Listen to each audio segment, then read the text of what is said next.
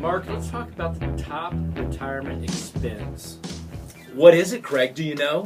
Do you that know? most people have in retirement. What do our listeners think it is? Shocking to find out that it is your home expense, your housing expense, and it's not just what the mortgage payment is. It are all the other things associated with the upkeep, the maintenance, all those things to keep the lights on in that house. They are almost. It's a growing number, a percentage on a percentage basis.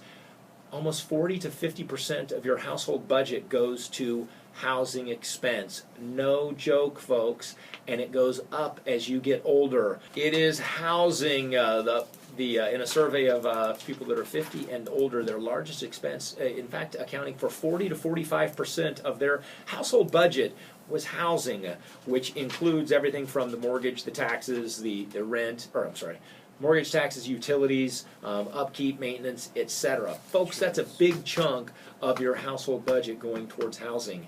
And in the previous segment, Craig, there's some important information that we think if you paid attention to, you may not be in a situation where it was that high a percentage, because that's a lot of budget. It's a lot of money going towards housing. It is. What we find is that most people don't think about the overall expense of the home when they make a mortgage payment for several years, because within that mortgage payment oftentimes is the principal and interest, of course, for the repayment of that loan, but also the homeowner's insurance and the real estate property taxes.